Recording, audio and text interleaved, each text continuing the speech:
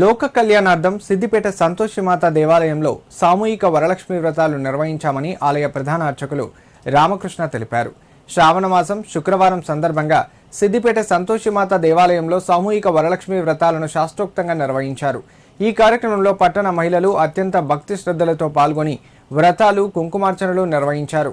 భక్తులకు ఎలాంటి ఇబ్బందులు కలగకుండా ఆలయంలో అన్ని రకాల ఏర్పాట్లు చేశారు.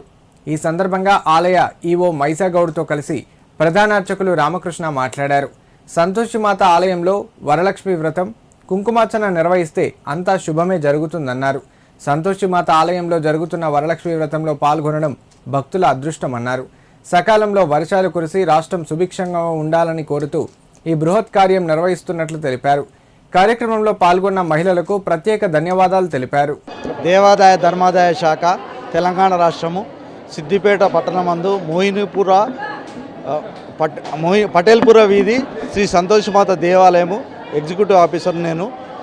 ఈరోజు వరలక్ష్మి వ్రతాల గురించి పూర్తిగా మొత్తము క్యూ లైన్లు కానీ అన్ని ఏర్పాట్లు, అన్నదానం కానీ అన్ని ఏర్పాట్లు కంప్లీట్ చేశాము.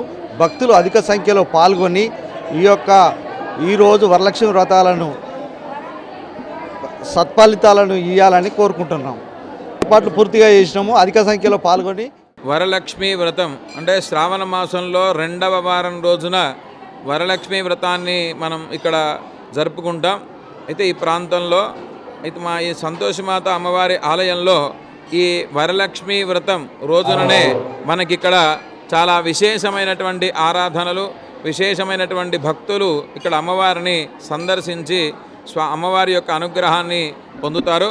ఈరోజు ఉదయం 2వ శుక్రవారాన్ని పురస్కరించుకొని ఉదయం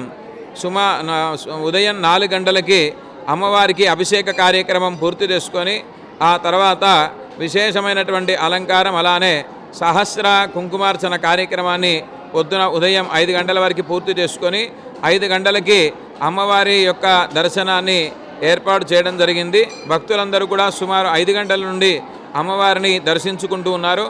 ఉదయం 9 గంటలకి సామూహిక కుంకుమార్చన కార్యక్రమం మనకి పూర్తి చేసుకోవడం జరిగింది.